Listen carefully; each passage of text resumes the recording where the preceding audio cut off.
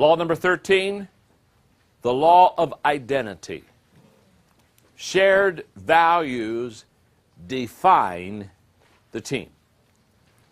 Let me give you the difference between a personal value and an organization value. A personal value is something that influences and guides my behavior. In other words, there are certain values that I have in my personal life that those values influence me and guide me. They determine what kind of decisions I make. They determine what kind of behavior I have. They're values. They're personal values. They influence, they guide my personal life and behavior. An organization's value is something that influences and guides the team's behavior. Now, what I want you to understand about values is that they influence and they guide. We talked earlier on the laws of teamwork about the law of the big picture, which was a vision law. Now,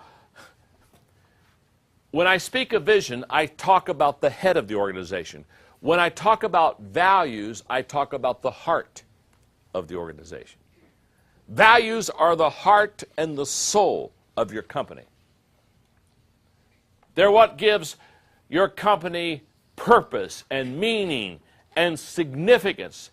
It's truly why you work there. And so let me give you some tools and understanding of what values do for an organization and how they apply to the organization. So let's go to your notes. The values of an organization are like, first of all, glue. They hold an organization together. In other words, the values of your organization at this moment have the ability to keep you from being scattered or from falling apart. When a company goes through a crisis, when a company goes through a very difficult time, what allows that organization to continue to be strong is its values. And the moment that we understand what values do, we realize it's like glue that holds the organization together. Number two, the values of an organization are like a foundation.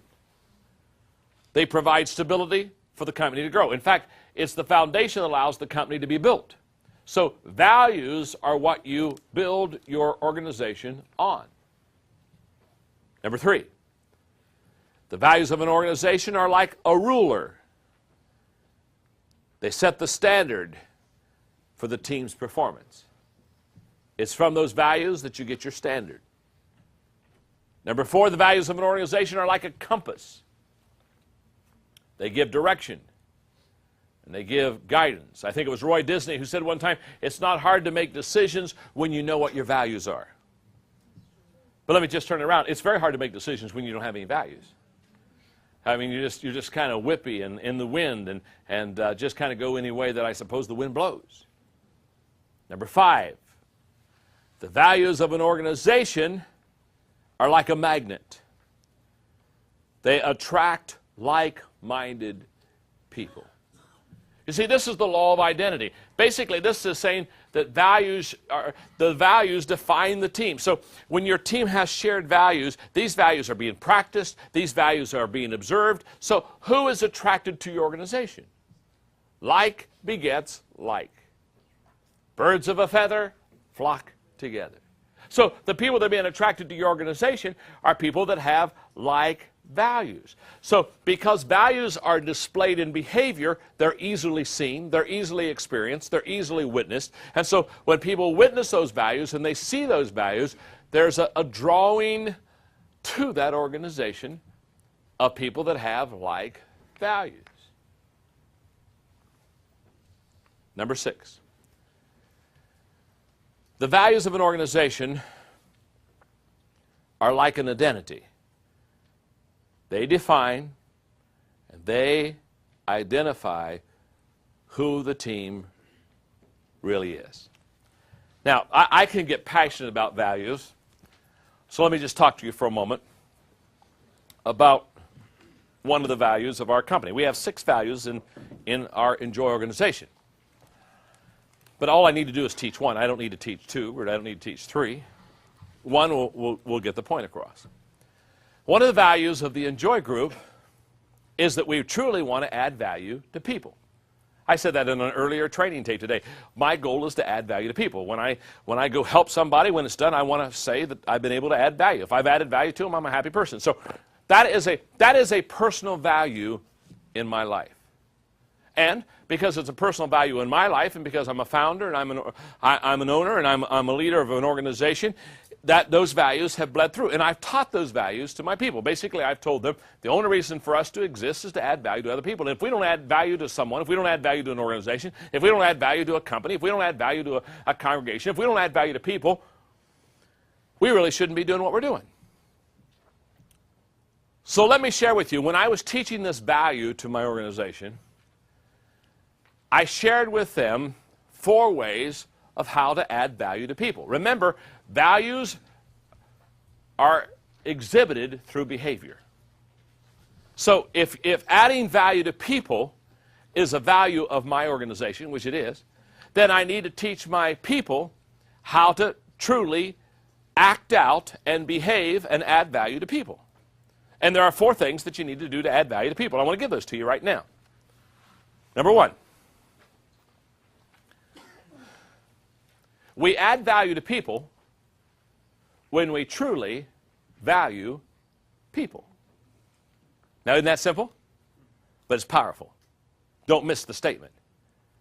We add value to people when we truly value people. What I'm saying is this.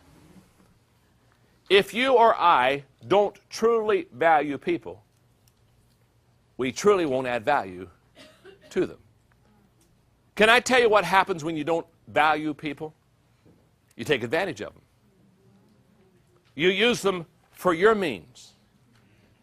You get all your motives impure in the process.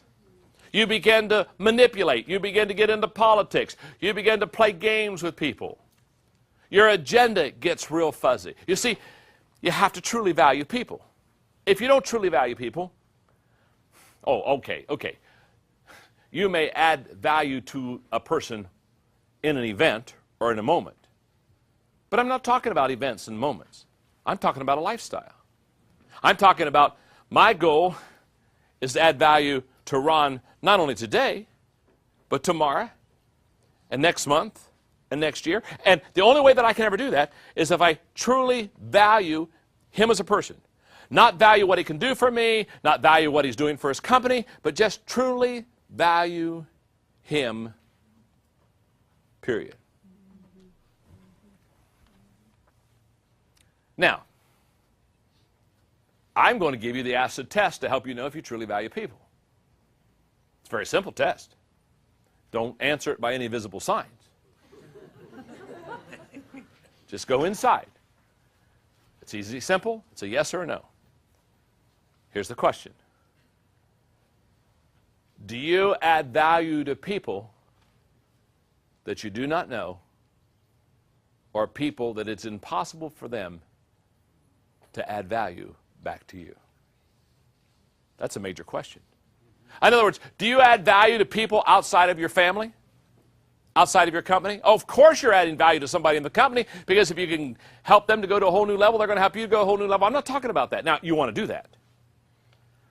But how about the stranger or the person that you don't know? How is your behavior to people that you're never going to meet again, you're never going to see again? Do you truly value people? See, for leaders, this is a very important question. Because leaders are usually ahead of the pack. That's why they're leaders. They see a little farther, they sense a little bit more, they've got a little bit of edge, and we'll talk about that because that's a teamwork law. But because leaders are a little bit ahead, it's very easy for leaders to manipulate people or to use them for their advantage. And nothing is worse than a leader that manipulates people. Now, you motivate them, but don't manipulate them. When you motivate people, you move them together for mutual advantage. When you manipulate them, you move people together for your advantage. And there's a world difference between the two, so don't get them confused. Okay. So we add value to people when we truly value people. Number 2. We add value to people when we know and relate to what they value. Isn't that simple? Now, this is a relationship teaching point. The only way that you can truly add value to people is get to know them. Because the only way that I can truly know and relate to you, what's your name? Paul. Paul. The only way I can truly know and relate to you is to know what you dream about, know what you cry about, know what you sing about. In other words, when I can identify with those things, now I can relate and identify with you, and now I can add value to you. So what I'm saying is, there is no lasting value added to people without a healthy, sustained relationship. Has to be. You can only add value to people that you know and relate to. Number 3, you add value to people. Now, this is a value that we have in the Enjoy group. That's why I'm teaching. That's why I'm passionate about it. You add value to people when you make yourself more valuable. Let me explain that one. You add value to people when you make yourself more valuable. Let me illustrate. The only way that I can increasingly add value to you is by increasingly improving myself. Now, I asked earlier, how many of you read the 21 Irrefutable Laws of Leadership? Okay, now. How many of you are going to read the 17 Laws of Teamwork? Now, let me tell you something. Thank you very much. My wife and kids will be happy. Now, let me tell you something about whatever books you read, whatever tapes you listen to, whatever conferences you attend. The only way I can continually add value to you is to continue to grow. Think about this. I have to make myself more valuable because that's the only way that I can continually add value to you. In other words, you're loving this conference and I'm enjoying teaching it, but can I tell you something? You don't want to come back tomorrow and hear the same stuff again. Been there, done that. So you're going to enjoy the teamwork book. But can I tell you something about the teamwork book? Once it's done, you don't want to buy another one. You don't want to say, boy, you know, that was so good, I think I'll buy another one just like it. Not for yourself. You see, the only way that I can continually add value to you is make myself more valuable. So when I was spending some time last summer with New York publishers who were working on my next book, and I was trying to decide which publisher I would go with.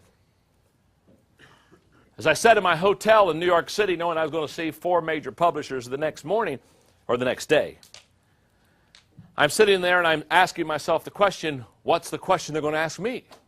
And the question I thought a publisher would ask me was, if I was sitting down interviewing me about maybe publishing a Maxwell book, was, you've already written about 20 books. So I've got a question for you. Do you have any more books in you? Isn't that a good question? Or are you running out of gas? Are we getting an empty tank?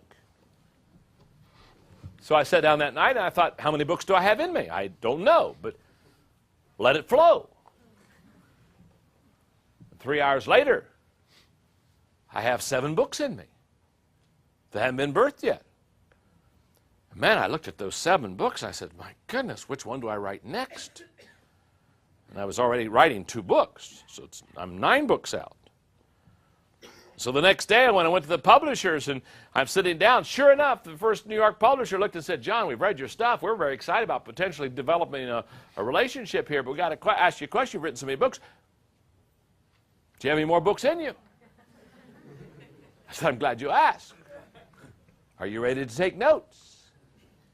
For the next 20 minutes, I walked around publishing boardroom in New York City, and I talked to them about the books that I haven't birthed yet, but the things that I'm thinking about, and gave them the titles and what the thesis was going to be of the books, and the essence of why I needed to teach this book and why people needed it and would help them grow.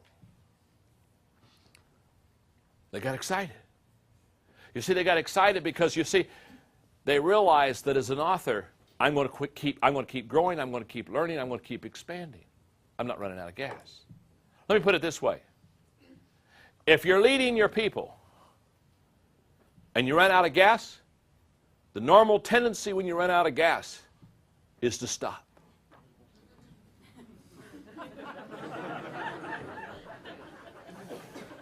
Can you handle me intellectually? Brilliance just keeps oozing out. So here's the way this works. I'm leading my organization, and all of a sudden I run out of gas.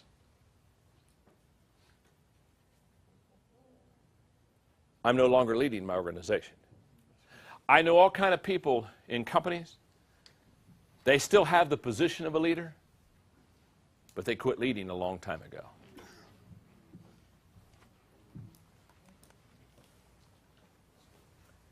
Leaders are learners.